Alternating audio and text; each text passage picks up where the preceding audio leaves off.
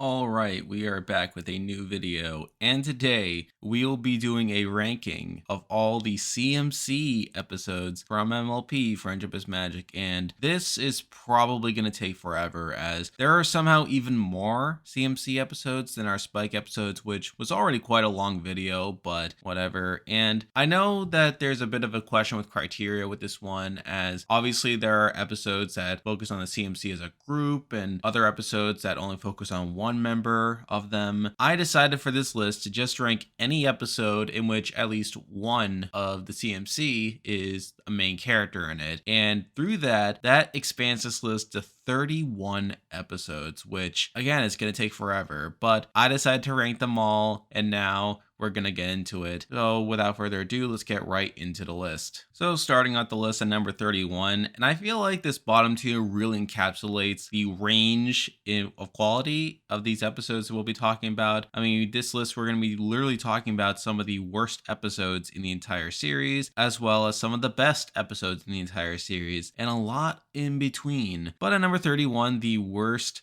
CMC episode for me is Appaloosa's Most Wanted, and it was a debate for me between this episode and the one we'll be discussing next, but I think what really bumps this episode down is the fact that it's not fun to watch. A lot of it feels like a bad Spike episode where Troubleshoes is getting shafted over and over again. He keeps screwing up while the world seems to be raining down on him no matter what he does. It got to the point where I couldn't take a lot of his self-pitying lines seriously. And even the ending where the CMC help him isn't that uplifting either. He keeps being clumsy and screwing stuff up, but apparently it's okay now because others are laughing at him. Wasn't that how Discord corrupted Pinky in Return of Harmony? So I don't know, I wasn't a huge fan of that. And on top of that, he still has to go to jail after the town accepts him, and Applejack punishes the CMC for sneaking out. So on the whole, this episode just wasn't fun to watch. I mean, while kind of ties into Season 5's themes of Cutie Marks and foreshadowing how the CMC eventually get their own Cutie Marks, it wasn't particularly satisfying either, as, well, I don't think Troubleshoes gets that happy of an ending. And with this episode spending so much of its runtime with Troubleshoes screwing up and then him feeling sorry for himself, it just wasn't that fun of a watch for me.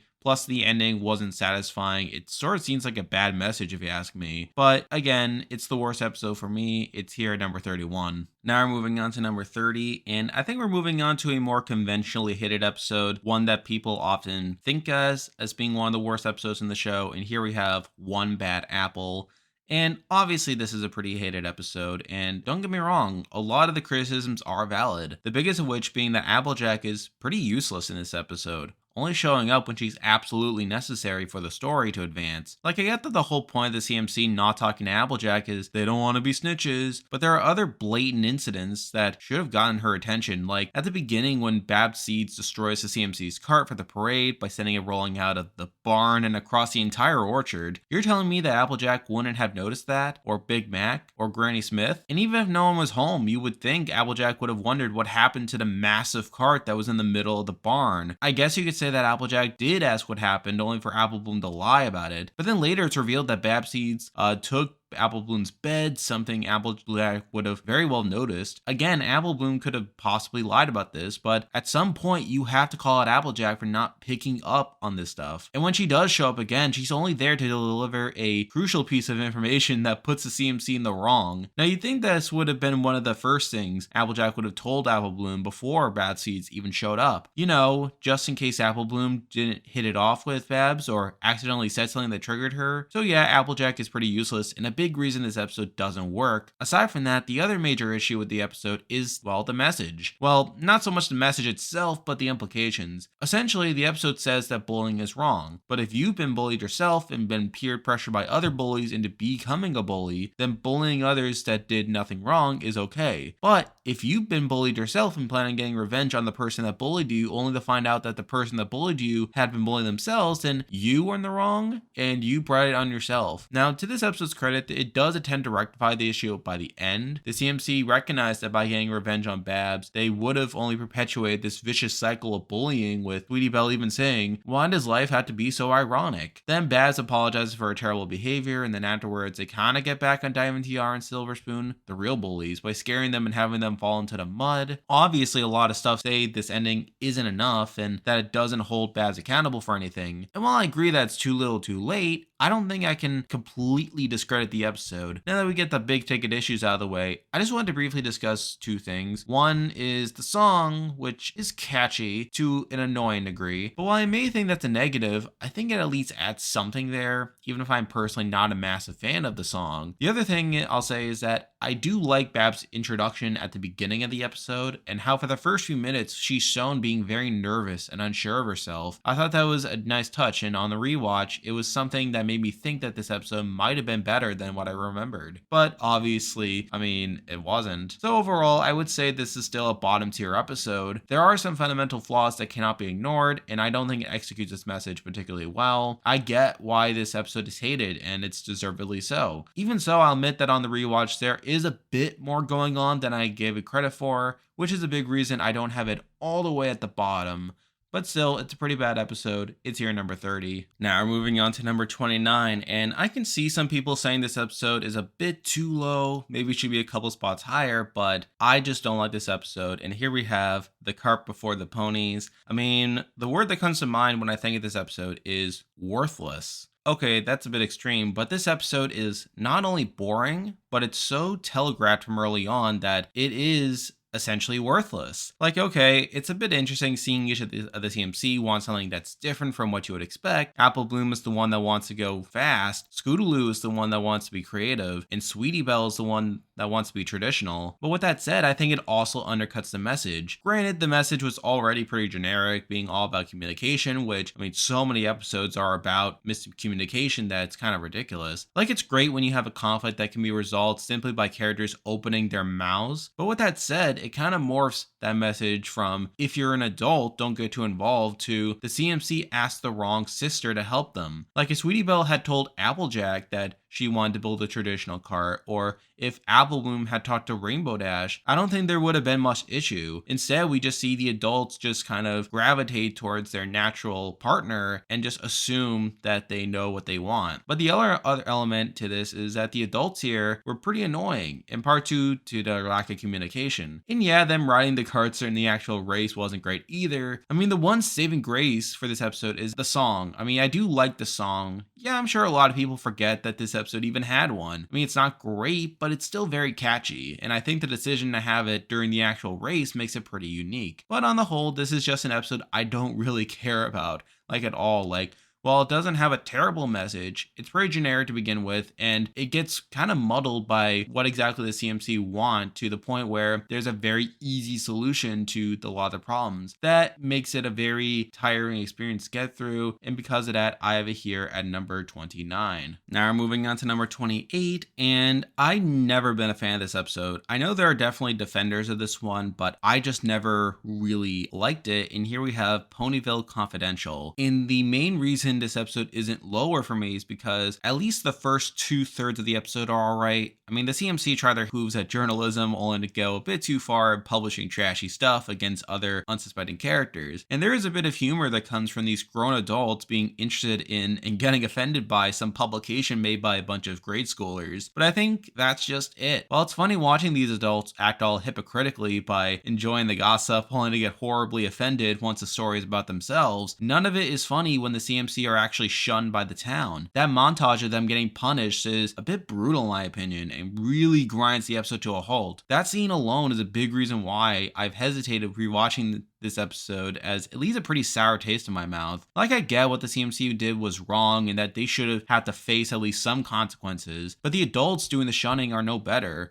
For most of the episode, they were eating everything they were cooking up. Happy to revel in other ponies' humiliation for a good story or for gossip. And it's only when they experience that same humiliation that caused them to turn on the CMC. That doesn't put the adults in that great of a light, and again, it's a bit too extreme for these adults to be literally rejecting these children for their dinky little school publication. I mean, sure, it's realistic for people to not care about things unless it directly affects them, but that doesn't make them more sympathetic. I mean, when Rainbow Dash pulls up a cloud and makes it rain on the CMC, I don't think that's a reasonable authority figure showing them the light. I just see a grown adult lashing out at children for a personal slight. Even Twilight, the one grown up that recognized all this was wrong even before she had a story written about her, uses the cold shoulder. None of that's fun to watch, and I feel like the adults don't really learn anything in this episode, even though I feel like they should have. Oh yeah, and the other thing is that the scene happened after the CMC realized that what they were doing was wrong and tried to quit, only for Diamond Tiara to blackmail them. So really, that makes this punishment scene even worse because the CMC already feel guilty for what they did, and yet they're still being punished because of what the real antagonist of the episode is doing. I know I keep talking about this one scene, but it's easily the biggest thing that sticks out to me in this episode and one of the biggest knocks against it. Then afterwards, the CMC basically get around the whole blackmail thing by showing up right at the deadline with their apology letter, and Diamond Tiara just runs it without looking at it, thinking it's just another gossip piece. And by the time Diamond Tiara realizes she's been gypped, she's stripped of her editor position before the blackmail thing can even become an issue. That's something, I guess. I mean, I realize I just spent a bunch of time talking about one specific scene, or at least one specific aspect of the episode, but such a major thing that drags on the episode for me. I mean, it's the biggest reason why I don't really like this episode. But the reason I had this episode a couple spots higher is because, again, the rest of the episode, aside from the whole hypocrisy the adults display, isn't the worst thing in the world, but it's just such a major knock for me that I had to leave this episode here at number 28. Now we're moving on to number 27, and we're kind of out of the bad episodes here, and I feel like now these next couple episodes are just really boring and ones that I just don't really care about. And at number 27, we actually have an episode I already talked about video, and that is Hearts and Hooves Day. And yeah, I mean, I feel like this episode is largely boring. Now, again, I already talked about this one in my holiday episode ranking, so check that one out. But now, I don't actually mind the episode as much as other people. I mean, obviously, the main thing dragging it down is the fact that, well, the CMC drug Big Mac and Cheerly into loving each other, which has some, again, like real world parallels that aren't really ideal. And again, aside from that, you have the whole,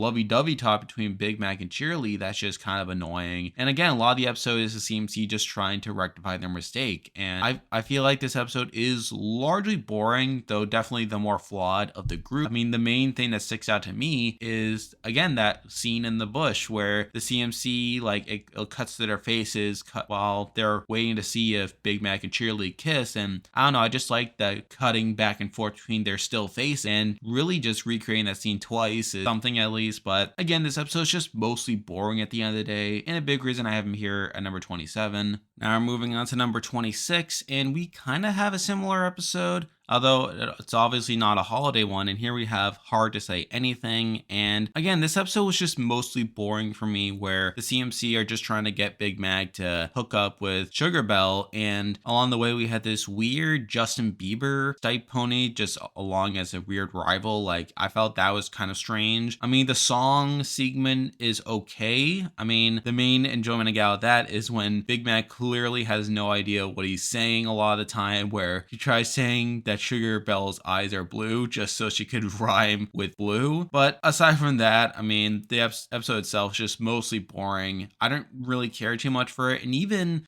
towards the end, where the CMC do make things better, I mean, a lot of it relies on further deception, with Scootaloo lying about who she is and literally breaking Sugar Belle's bag as a way of distracting her, while Big Mac has time to give her his gifts. So I feel like even the resolution has some deception involved in an episode where the message should be all about being yourself and being open and transparent about things. So I felt that was a little weird, but on the whole, this episode was just kind of whatever, in my opinion. I didn't really care too much for it, and it's here at number 26. Now we're moving on to number 25, and we have another largely boring episode for me, and here we have Going to Seed. And again, I didn't really care much for this episode. I mean, it's sort of weird how Applejack spends the first part of the episode completely shutting down Apple Bloom at every opportunity with looking for the creature, but then once she gets on board and is reminded about her childhood fantasy, she just goes all all in, completely forgets about her work to the point where it obviously overworks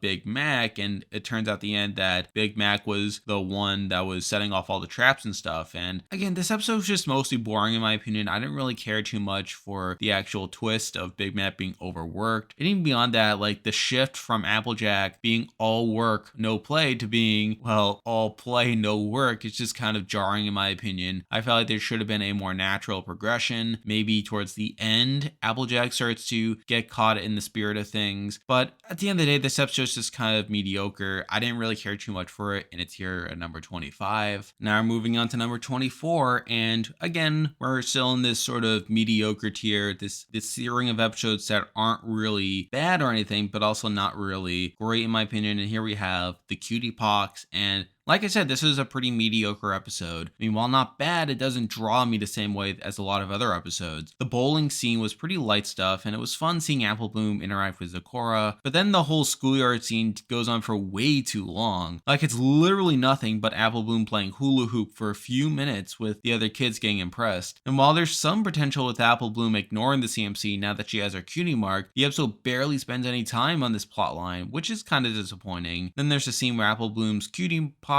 gets out of hand, and we see her doing all kinds of stuff with her new cutie marks, although I found it a bit strange how she got a fleur-de-lis as a cutie mark, causing her to speak in French, but then later in the episode she can speak English just fine. I found that kind of weird. And at the end, I feel like it's your typical CMC moral of, you can't rush cutie marks, followed by the CMC not getting it and immediately going back to the chase. So while this isn't a bad episode and has some promising ideas, it tells a pretty generic story, doesn't really follow up on any of them, and I had to put it here at number 24. Now we're moving on to number 23, and again, we're continuing with this here a bit. We have kind of the last CMC focus episode, really. It's actually growing up hard to do, and this episode isn't great, but also not the worst. First, it's pretty ridiculous how much the grown-ups hammer in the fact that the CMC are too young to go on there on their own. Like, Applejack gives her speech completely unprompted about, oh, you're too young, don't even think about going there yourself. I mean, it's a so bad it's good moment in my opinion. The song's pretty good as well, and I also like how it confirms that Scootaloo has a disability, although I was pretty in that camp already. There are some highlights, but aside from that, this episode is just pretty mediocre. I mean, a lot of the reason that the episode just kind of functions is because they just happen to run these kids that expect them to be their babysitters,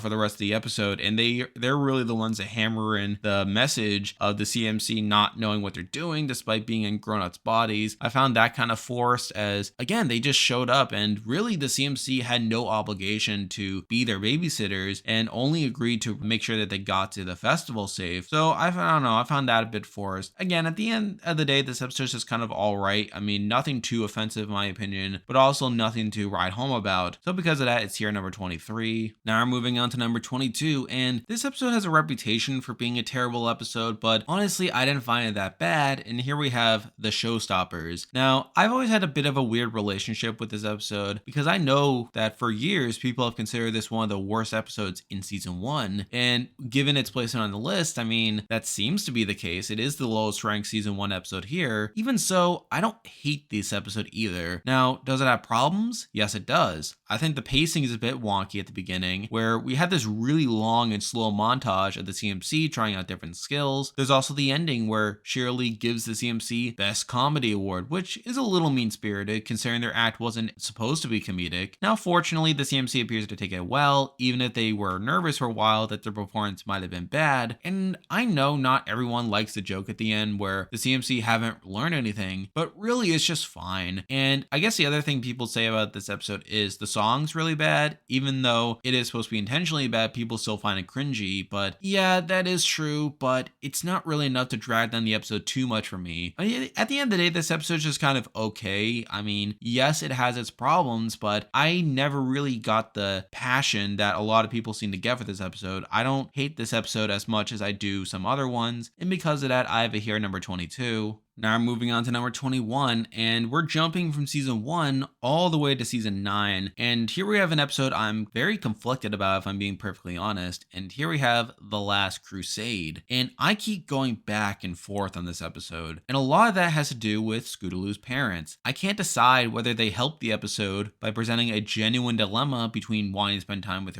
their daughter and managing the work, or if they hurt the episode by failing to realize that how desperate their daughter wants to stay in Ponyville. Ultimately, for this list, I decided that they hurt the episode more than help it. They explained that the whole reason they want to be with Scootaloo is due to Sombra's recent invasion in the beginning of the end, which sounds reasonable, except for all the other times Equestria was invaded and Scootaloo was put in direct danger. Sure, they say that's different now because the Tree of Harmony is destroyed, but they couldn't have checked in once before? Or if they were really worried about being with their daughter all the time, they could have accepted a more local job, like at a museum. But beyond that, they're pretty oblivious. Like, at the point where the CMC are chaining themselves to the for sale sign, the parents probably should have realized they were causing more harm than good by forcing Scootaloo to move. They don't realize that Scootaloo doesn't want to say goodbye and that they're changing her whole life without even asking how she feels. But again, there are still some positives to this episode. Like, again, I at least appreciate the dilemma they were presenting here. Like, I could tell that Scootaloo's parents weren't that mean-spirited. They were just incredibly oblivious the whole time. And the other thing that I like about this episode is, like Scootaloo's aunts, that we get to meet them. We have some LGBT rep going on here.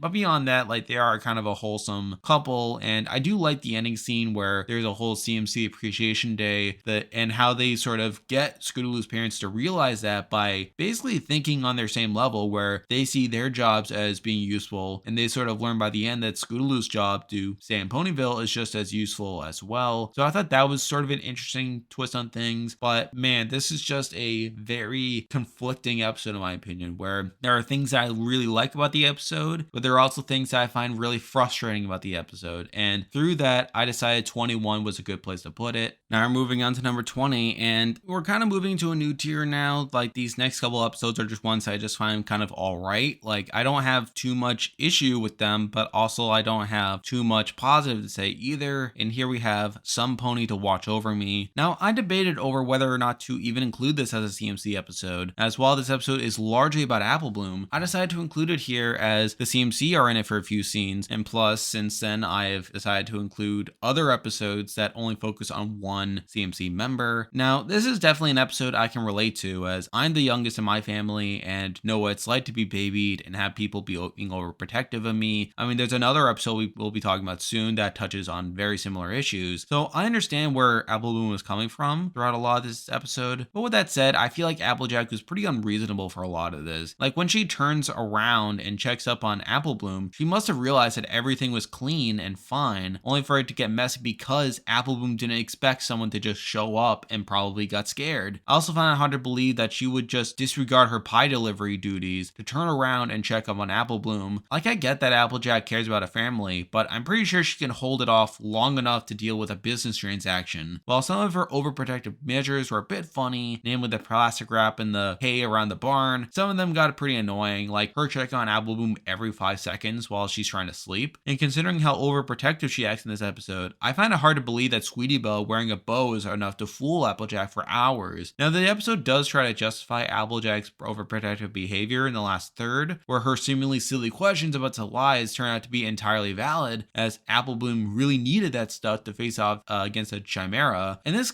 payoff is kind of satisfying, I guess. Like, it's certainly better than Wombat Apple's attempt at justifying itself, but I was still kind of underwhelmed at the end of the day. So on the whole, I feel like this episode was just kind of all right. I mean, while I do have issues with it, like I said, it's just kind of all right, nothing too offensive at the end of the day. Plus, I can at least relate to Apple Bloom's struggle of being a baby due to her being the youngest in the family, so that's something at least. So because of that, I had this episode here at number 20. Now we're moving on to number 19, and I wasn't really sure what to do with this episode, so I just decided to throw it here, and it is Twilight Time. And again, this is an episode which is kind of okay, where a lot of it seems to focus on Twilight's new popularity as a princess and the CMC taking advantage of that to gain themselves some social clout. And again, this episode's just kind of okay. Nothing too bad at the end of the day. I mean, it's kind of cool that we see the CMC pursuing new hobbies like Apple Bloom really getting into potions. And then obviously towards the end where the CMC really had to prove themselves by taking advantage of what they've learned through Twilight to make sure that it was really about them learning something as opposed to just being around a princess because she was a princess. So that's something at least. Also, I always think about the scene where they're at the restaurant and Twilight is just eating and just stuffing her face with food. For whatever reason, that image just kind of sticks to my mind. But again, this episode is just kind of okay. I don't have too much to say about it, and it's here at number 19. Now we're moving on to number 18. We have a very similar episode in my opinion. We have Family Appreciation Day. And again, this episode was also just kind of okay, where Applejack spends a lot of it being ashamed of her background and worried that Granny Smith is gonna embarrass her, only at the end for her to give a really interesting story about how she was involved in the founding of Ponyville. And admittedly, this does raise some weird continuity stuff where it makes me wonder, well, how old is Ponyville then? And how old is Granny Smith? Because I feel like future episodes kind of, like play around with the timeline of things, make me wonder just how old this town really is. But again, this episode is just kind of fine. I mean, like a lot of it centers around like Apple Bloom's relationship with Diamond Tiara and how she's particularly worried that Diamond Tiara is going to embarrass her or make her really eat her lunch if it turns out that Granny Smith is embarrassing. So there's that. But again, I don't really have much to say about this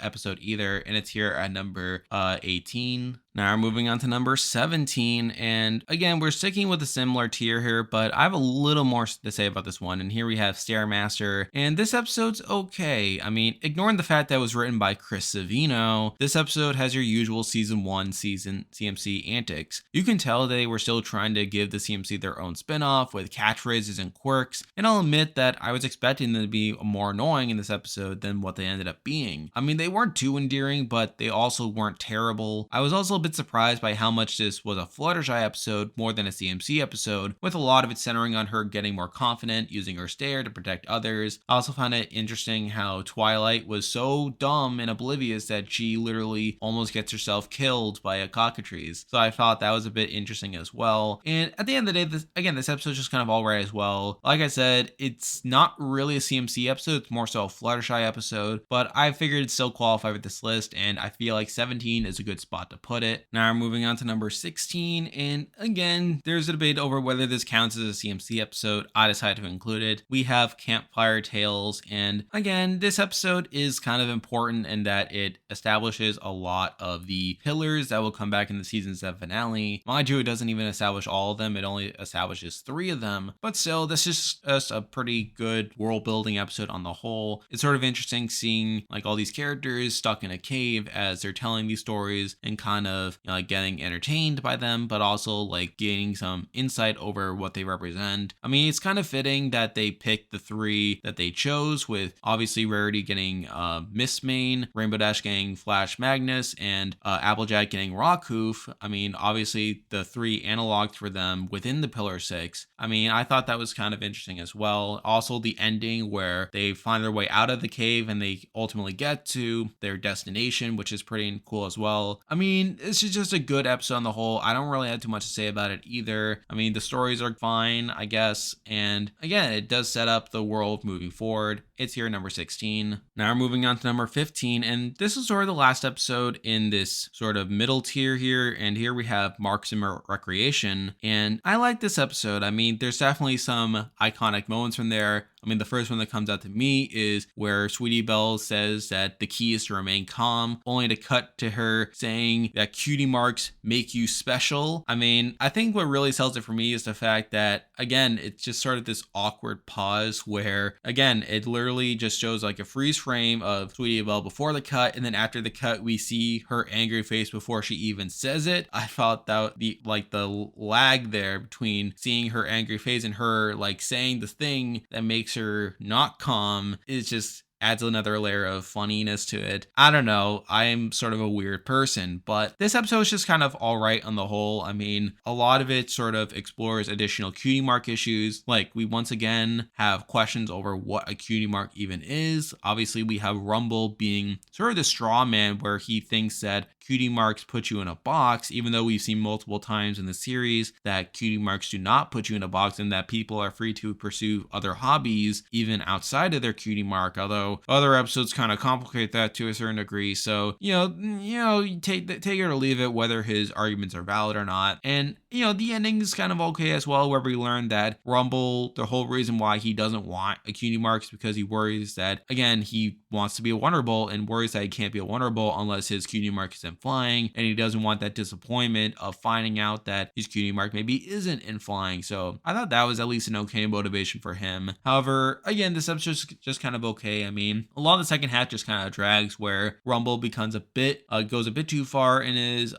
philosophy and making everyone just do nothing out of fear that they'll end up getting their Cutie Mark. And again, this episode's just kind of all right, although it does have some things going for it and some really memorable moments for me. And because of that, it's here at number 15. Now we're moving on to number 14, and we're kind of moving into a new tier now. I mean, and this is sort of what I like to call the cutie remark tier, where a lot of these episodes either have interesting premises or are just episodes that I really enjoy watching, but have some flaws or fundamental flaws that I can't really ignore, but their entertainment value or interesting ideas are enough to keep them this high on the list. So at number 14, we have one of these episodes. We have Surf and or Turf. And like I said, this is an okay episode, but not great. I mean, it's pretty cool learning more about the hippogriff culture and seeing Scootaloo and Sweetie Belle getting invested in the different spheres of its society. In fact, I think Scootaloo's enjoyment of Sequestria is very captivating, especially within the context of her disability. There's a level of sadness to seeing her getting so giddy over pretending to fly and all the other stuff in the water, and that element really makes this episode stand out in a good way. Furthermore, while I think the conclusion is pretty obvious, as nothing is stopping Terramar from going back and forth, I still find the conflict itself a little interesting. Not so much in the sense of it being an analogy for children of divorced parents, which this episode does lean into a good amount, but more in the general identity issues that I'm sure hippogriffs might face. And I guess you could consider it a strength of the episode that can meaningfully be interpreted as both. Now for the negatives, the fact that Twilight is so welcomed into the hippogriff society, despite the fact that she was the one that tried to steal their pearl in the movie. I guess that she really saved Equestria after all, but come on, you don't remember that even a little bit. So I don't know, I found that kind of weird.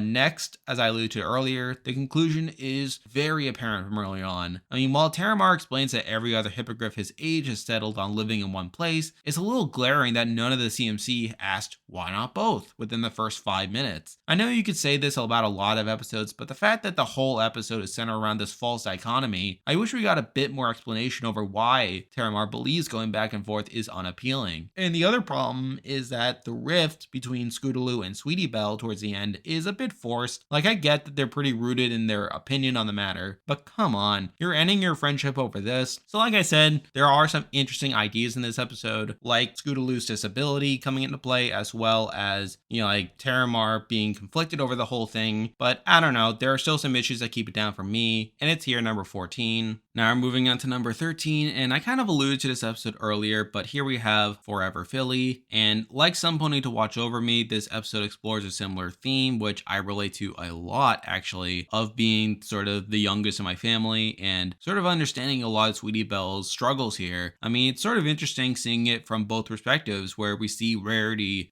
want to get closer to Sweetie Belle and her feeling like she hasn't been that great of a sister to her, while Sweetie Belle feels like she isn't really understood. Now, where this episode does fall to a certain extent is the fact that, yes, there is a bit of a misunderstanding, and Sweetie Belle is a bit too mean-spirited at points. Again, while I do understand where she's coming from, I felt like they could have handled that a bit better. And like I said, that's the main thing keeping this episode down. I feel like they could have handled it a bit better, but I do like a lot of what this episode is presenting, and I feel like that's a big reason this episode is as high as it is. It's just that in execution, I could have done with Sweetie Belle being a bit more sympathetic and a bit more reasonable. And like I said, a lot of this episode is hinged on miscommunication, which I'm not a huge fan of, but it is what it is. So because of that, I have this episode here at number 13. Now we're moving on to number 12, and I feel like this episode is the epitome of this tier that I'm mentioning, where we have an interesting premise and some cool ideas, but sort of flawed in execution. And here we have the Washouts. And I know there are people that think this episode is a bit too high on this list. I'm sort of questioning that myself, but the main thing that keeps this episode really high is a lot of its premise, where we learn towards the end of Scootaloo's motivation for joining the Washouts, and that's the fact that Rainbow Dash is sort of setting this unrealistic standard for her, and that by being around Rainbow Dash and sort of being on her same wavelength, that Scootaloo is sort of harming herself by, like realizing that she'll never be able to attain Rainbow Dash's unrealistic standard for her of being a Wonderbolt because she can't fly. And that scene where she tells Rainbow Dash all of this and she sort of lays it all out is really impactful in my opinion. I mean, we see throughout the series that Scootaloo has always sort of had this idea that maybe she could fly one day. Like we see it in episodes like Flight to the Finish. We see it in even dream sequences like in Bloom and Gloom and Do Princesses Dream of Magic Sheep. And heck, we even see it in Surf and Our Turf, where deep down, Scootaloo has this desire of wanting to fly one day. It's a big motivation for her and something that she's really latched onto. And I feel like this episode's sort of a departure from that, where something happened to where now Scootaloo no longer thinks that she can be able to fly. And through that, she feels like she will never live up to Rainbow Dash's standard of her. So I feel like that's a pretty impactful theme, and one that I feel like if the episode had dedicated more time to, would have propelled this episode up quite a bit. However, there are some issues I have with this episode.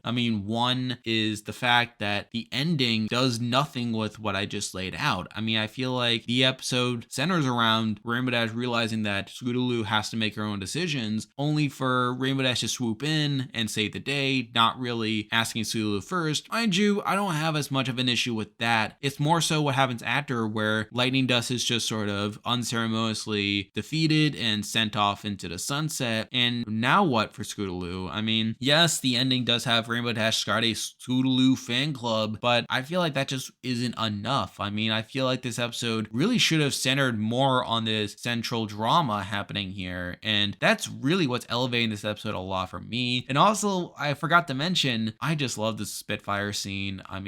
Who doesn't love the part where she's like, "You'll be in a full body wing and hoof cast drinking through a straw," and she's so over the top about it, almost like she's from an 80s PSA or something. And then later on, when Lightning does sort of brings it up again and she recreates that, and then Rainbow Dash is like, "That doesn't even sound like Spitfire," even though it kind of does. So again, there's plenty to find funny about that. But I guess the main thing that I want to center on with this episode is the drama with Scootaloo feeling like she's a disappointment due to being unable to fly and just trying to find an outlet for that. And I feel like the episode does a good job at introducing that. It does a good job at having Scootaloo express that to Rainbow Dash, but I feel like it doesn't really follow up on it beyond that, to where, yes, after it turns out that the Washouts were pretty dangerous and they didn't really care about Scootaloo, it doesn't really do much beyond that. I feel like this episode could have done more to have Scootaloo try to find a way to re-channel a lot of what she wants from being able to fly in a somewhat healthy way. And I feel like the Appreciation Society just isn't enough. I feel like this episode could have done more, and it's that wasted potential that sort of knocks it down to this tier. But there are still enough positives here, and enough that I get enjoyment-wise out of this episode, to where I have it here at number 12. Now we're moving on to number 11, and then we have a sort of polarizing episode of the show. I know people that love it, people that don't really like it, and as you can tell by the placement of on this list, I can see where both sides are coming from. But here we have Brother Who's Social, and this is a interesting episode.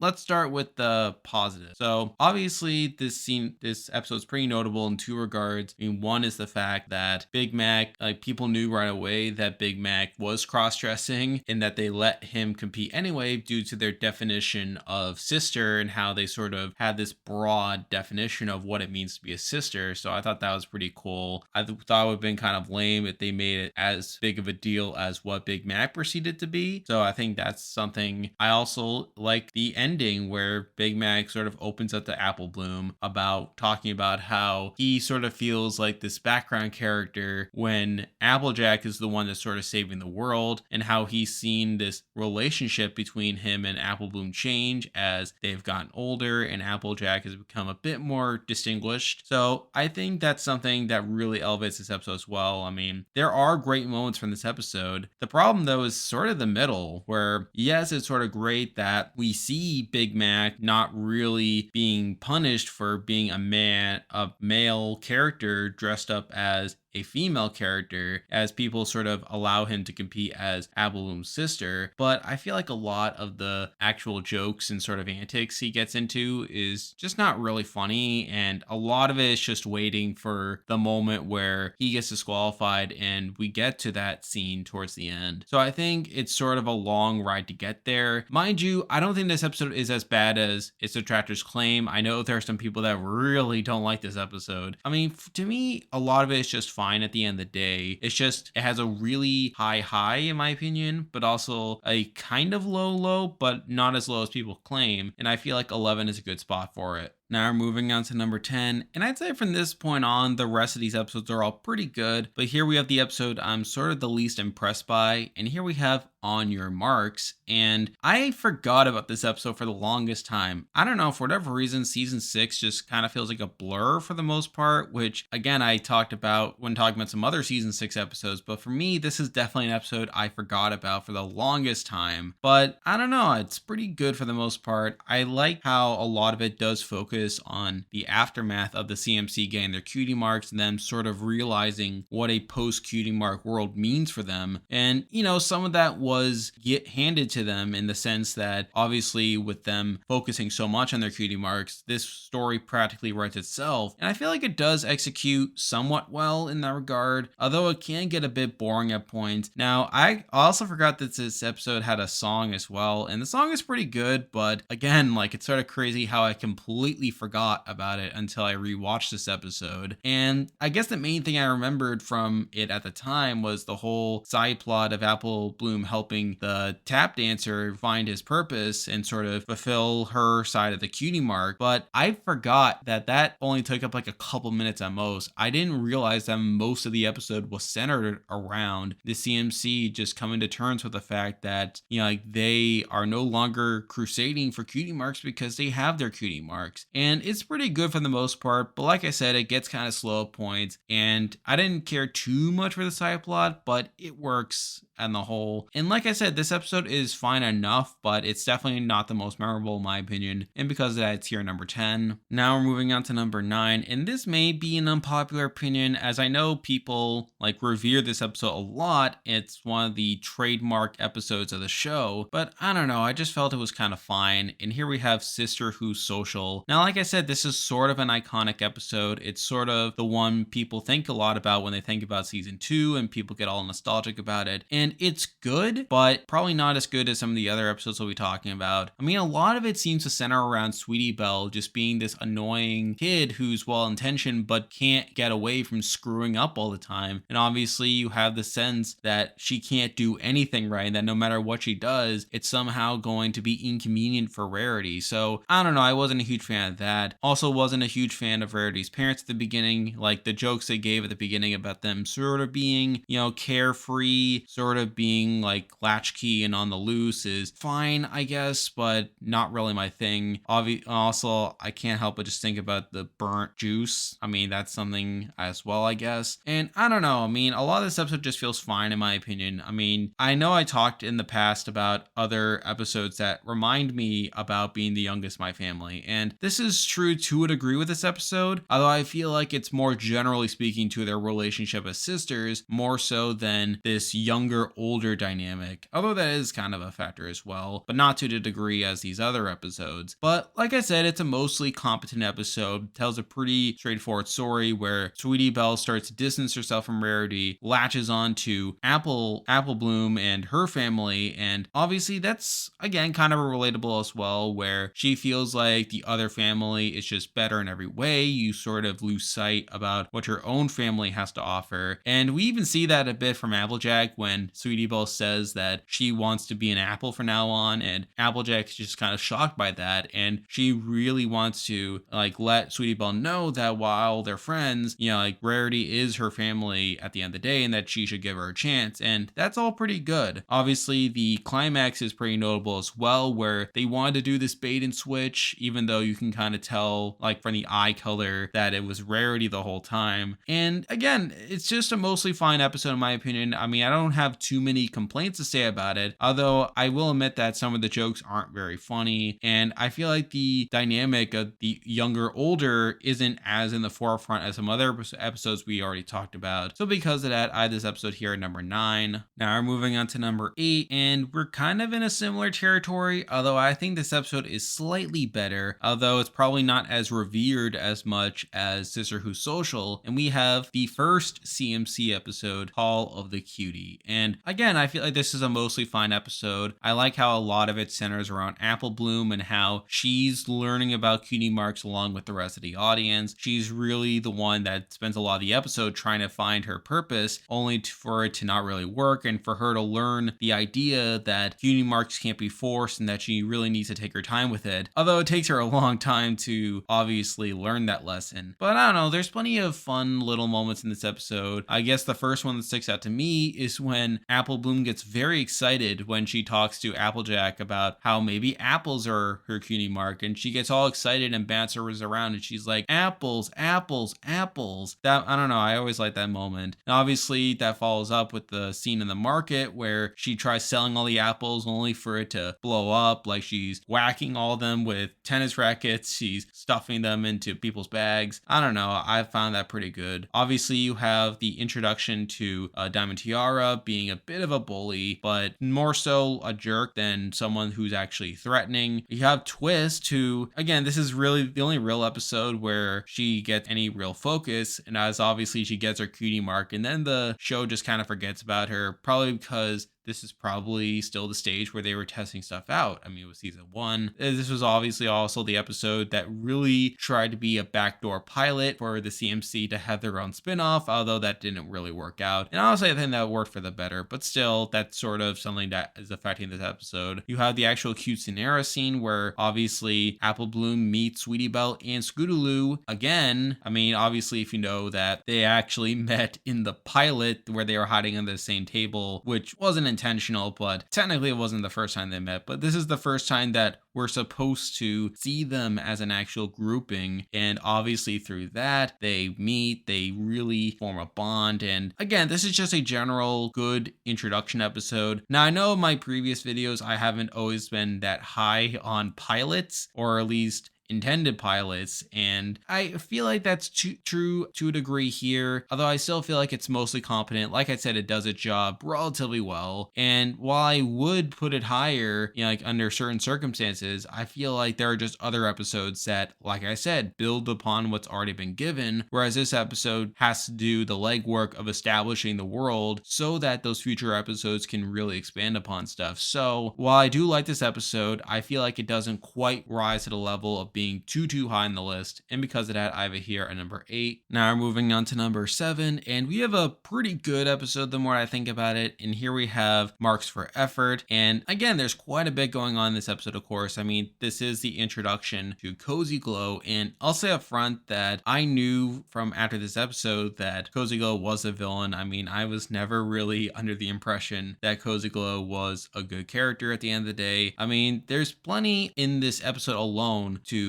indicate that she is a villain. I mean, I guess the biggest of which being obviously her accent, where she obviously puts on this wabbit voice, like when she's crying, but she obviously drops it very quickly when she stops crying, showing that it's not her real voice. But obviously the one that really jumps out to me is obviously the moment when they're studying for the test, and we have that shot of Cozy Glow's eyes, and it has Twilight's Cutie Mark in the irises, and that was the moment where I knew she was a villain. Like, they're clearly setting her up as a twist, and sure enough, that happens. And obviously, this episode does a solid enough job at introducing us to Cozy Glow and at least indicating why people would trust her, but still giving enough evidence to indicate that she will eventually be revealed to be a villain. So there's that at least. But really, I think the rest of the episode is pretty entertaining on the whole. I mean, there's the whole stuff at the beginning where the CMC are trying to get into Twilight School but failing. You have the entire sequence of them staging a fight in front of Fluttershy and Pinkie to make them think that they're losing their sense of what friendship is and that they might leave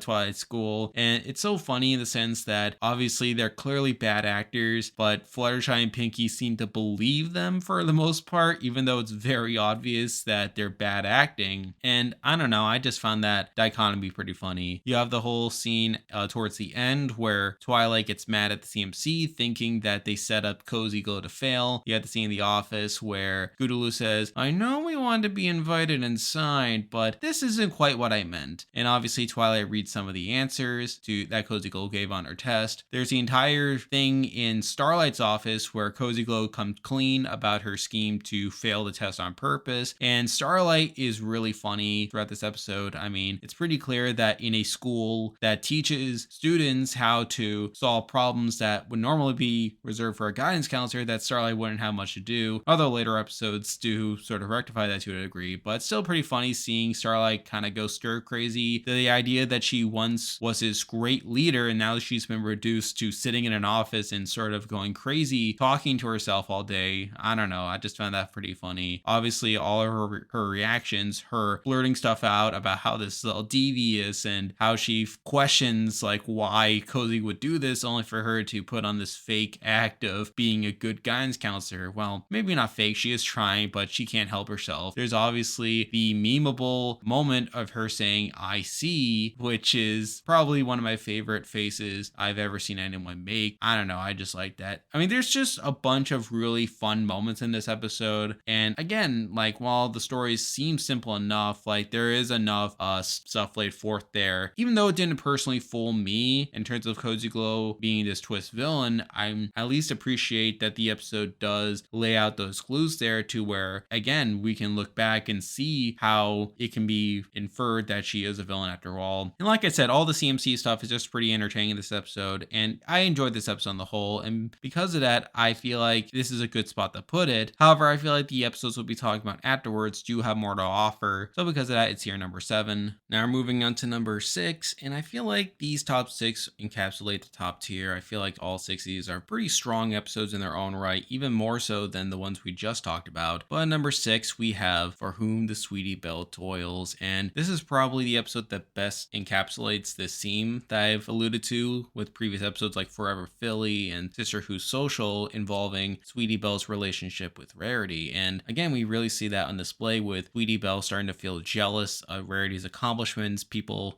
feeling like she isn't really being looked at or respected. And that gets to the point where obviously she lashes out at Rarity by screwing up one of her outfits that she's supposed to present to Sapphire Shoals. And again, this is a pretty strong episode, and it's obviously one of the 3 Luna episodes, Luna CMC episodes, that are supposed to sort of wrap up the arc of coming to terms with their status and sort of setting them up to eventually get their cutie marks. And again, this is a pretty strong episode. There's a pretty strong dream sequence in which Sweetie Belle like faces her fears and really learns and experiences the consequences of her actions. And it's all pretty powerful stuff. Plus the third act where they had to get to the rehearsal in order to fix the outfit after she screws it up is all pretty good. And like I said, this is a pretty solid episode on the whole, but obviously the 5 episodes we'll be talking about are all slightly better. So because of that, it's here number 6. Now we're moving on to number 5, and we have a very similar episode to talk about. We have Bloom and Gloom. And yes, this is one of the other Luna episodes that are centered around her guiding the CMC through some trouble that they're having. And I guess the main reason I have this one above For Whom the Sweetie Belle Toils is the fact that the stakes are relatively low, whereas in For Whom the Sweetie Belle Toils, you can at least argue that Sweetie Belle's actions make her a bit unlikable in the fact that she doesn't get more consequences for jeopardizing Rarity's career, whereas in Bloom and Gloom the stakes are a bit lower, which in turn makes each of the CMC a bit more sympathetic. But obviously this episode's pretty good in that a lot of it is during a dream where Apple Bloom keeps getting all these bad cutie marks and just worrying about what that might mean for her life moving forward. Obviously there's the scene where Luna like snaps her out of it, really helps her realize that that voice telling Apple Bloom that she's getting what she wants was really just her own self-doubt, which is all pretty good. And then we follow that up by seeing how the other CMC members are also struggling with similar issues of worrying about not getting the right cutie mark. And there's a pretty notable moment here where Scootaloo learns that she's in a dream and then immediately starts flying. And yeah, that happened. So like I said, this is a pretty solid episode on the whole. I can't really say too much bad about it. However, again, with the tier that we're at, I feel like the episodes in this tier are just really good, and the ones above it just do more for me. But this is still a very solid episode. It's here at number 5. Now we're moving on to number 4, and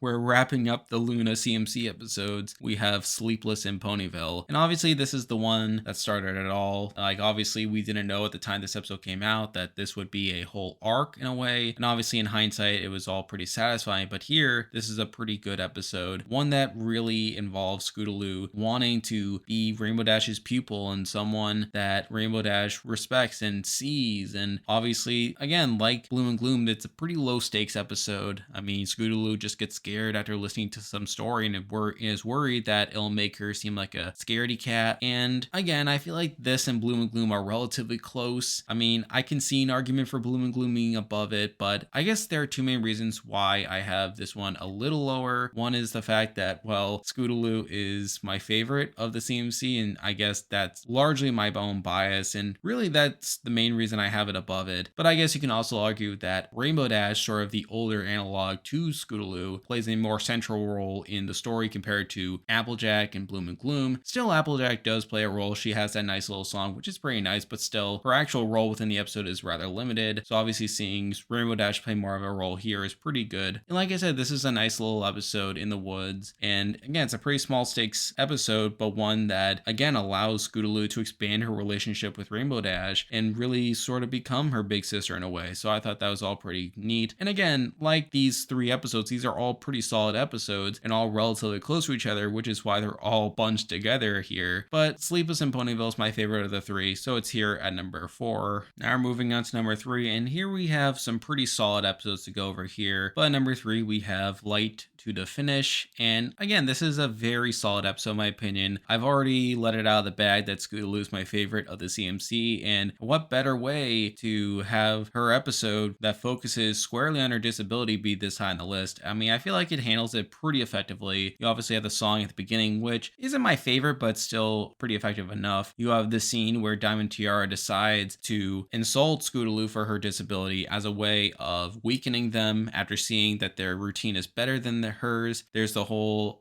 side gag of Rainbow Dash like trying to contain her excitement because Miss Harshwinnie is forcing her to be quote unquote professional, only for that to sort of feed into the CMC feeling like their routine isn't good enough. And obviously at the end we have, you know, like Miss Harshwinnie actually break her advice and start, you know, like celebrating, only for Rainbow Dash to remind her to be professional. So obviously that's a good little side plot. But really the core of this episode is Scootaloo and her really getting it in her head, the fact that she can't fly, and she spends a lot of the episode trying to, you know, be able to fly in her routine, to the point where it gets her friends mad because it makes Scootaloo the center of the routine. She's making it all about herself. And honestly, this is a pretty realistic setup for a lot of this, where they feel like Scootaloo isn't as affected by Diamond Tiara's teasing as it seems, as obviously by this point Diamond Tiara is a character who has tormented them a number of times, to the point where they should see numb. So obviously they don't quite realize it when it turns out that Diamond Tiara's comments about Scootaloo's inability to fly actually hurt her and really get under her skin. So obviously that's a pretty realistic struggle on its own right. There's obviously the fact where Scootaloo spends the whole night trying to fly, only to be unable to, and then proceeds to like run away and throw all her stuff out and sort of lose hope in a way. And it's only through Rainbow Dash and the others sort of making her feel better, really her gaining perspective on things, that that really illuminates things. Now, admittedly, there are some things about this episode that could be a bit better, like not so much in the episode itself, but more so how future episodes handle the advice that was given, where obviously Scootaloo wonders whether she'll ever be able to fly, and Rainbow Dash sort of says, well, that's okay if you can't be able to fly. Like, we don't know if you'll be able to fly.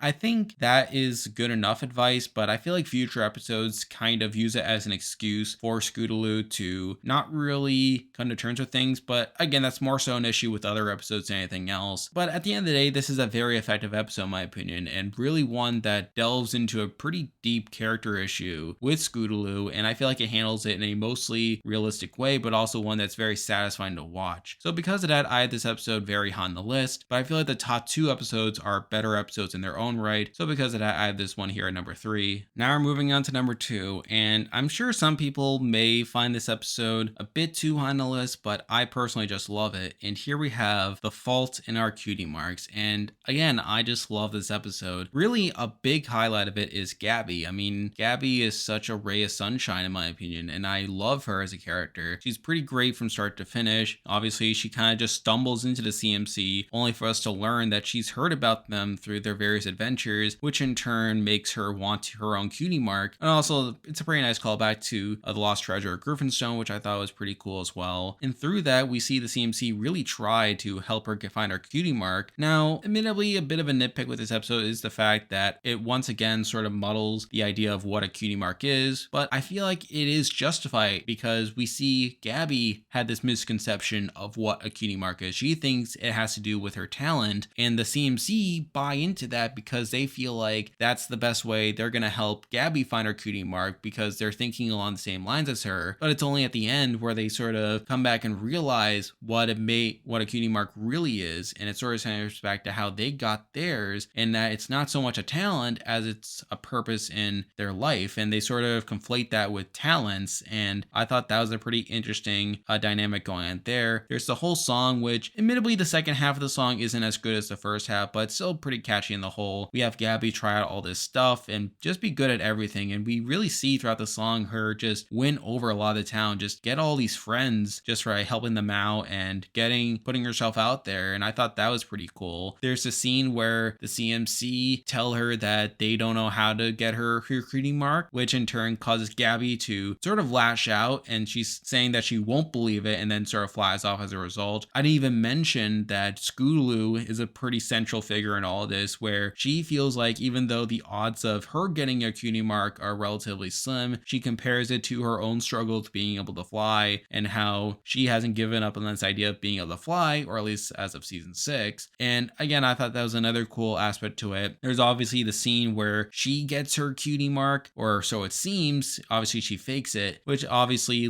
gets her into a bit of trouble, where the CMC want to show out of the Twilight and she tries to run off as quickly as possible. And then obviously afterwards they find out that it's fake, and I like Gabby's reaction when they see the paint sort of sliding off her flank and she's like, yep, that one right there. I don't know, that whole reaction was all pretty good. Now, a bit of a nitpick that I do genuinely have with the episode is the reveal at the end, where it turns out that Gabby did all this fake Cutie Mark stuff not because she was suppressing her own desire for one, but more so to make the CMC feel better. And to me, that just felt a little underwhelming. I mean, come on, you had to be a little upset. So I don't know, I found that a bit forced, but really, aside from that, I feel like there's just so much going on this episode. I mean, there's all the stuff with Gabby. I mean, there's all these dynamics going on between Scootaloo and Gabby just thinking that Cutie Marks are talents and causing the CMC to feel that way. And this is an episode that I just enjoy watching a whole lot. However, there is one episode I feel like is better than it, so I have to leave it here at number 2. And now, at number 1, the best Cutie Mark Crusader episode for me should be pretty obvious at this point. I mean, it's Crusaders of the Lost Mark, and I know there are people who are a bit lower in this episode than some others. However, I feel like this is a truly great episode in my opinion. I mean, first up, I always have to mention the fact that this episode was promoted as being all about the election, and we were told that this was going to be a perfectly normal episode. And to see that entire storyline be wrapped up in the first 5 minutes was all pretty cool in my opinion, especially from a show like MLP. There's obviously the fact that this is a musical and the songs are all pretty strong in it. I thought that was pretty great as well. There's Diamond Tiara's redemption arc. Now, I know there are people who aren't as big of fans of Diamond Tiara's redemption arc, and to be fair, I wouldn't say it's my personal favorite. However, I feel like the people that don't like Diamond Tiara's redemption arc tend to give her too much flack for some of the actions that she committed in past episodes. Like, yeah, while she probably should have been called out more, and yeah, while this probably could have gotten a bit more foreshadowing, at the end of the day, she is just a kid, and I don't really hold it too much against her that she had all this stuff against her. I mean, at the end of the day, a lot of it is small potatoes, although there were a couple moments that did cross the line, but I still sided with the redemption arc for a lot of the episode. I feel like it was fitting how the CMC got their cutie marks by reforming Diamond Tiara, who really is someone that kicked off the entire CMC to begin with way back in Call of the Cutie. So I feel like that was an effective way of finally getting her their cutie mark, where Diamond Tiara basically caused the CMC to get into existence because she boasted about her having her own cutie mark while teasing them for not having theirs. But it was really the CMC that taught them her purpose of her cutie mark, really helped her find it, that in turn caused them to earn theirs. So I thought that full circle thing was really effective. And like I said, I feel like this episode is in a lot of ways similar to Twilight's Kingdom, where it definitely has quite a bit going on. Maybe not the most going on. I mean, I feel like Flight to the Finish and Fault in Our Cutie Marks may have a bit more going on than Crusaders of the Lost Mark, but it's definitely more of an experience than any of those episodes were. And that's really something that elevates this episode for me, where the episode does a great job at making this moment feel special and making us feel like we're watching a very special event take place. Between the music, between the plot developments, between the way in which it makes a lot of the stuff that's happened in the series up to this point come full circle is all very effective. It's just a very fun episode to watch, and I can't really punish that too much. Now, I know that there's some complaints over objectivity versus subjectivity, but I feel like at the end of the day, this is still a very effective episode, and really, I don't have that many complaints about it on the whole. Like, I feel like I addressed a lot of the major complaints already, plus I did talk about this episode already in a previous video, so I guess you can check that out as well. So because of all these things, I feel like this is the best Cutie Mark Crusader episode in Friendship is Magic. And there we go. That will do it for this video. If you like this content, be sure to like and subscribe. It really helps out the channel. I plan to make more videos like this in the future. Obviously talking about this show, talking about other shows like Total Drama and Loud House and Owl House, which is coming back from my hiatus soon. And I do plan to work in some other shows moving forward, so stay tuned for that. But for now, that is the video. See ya.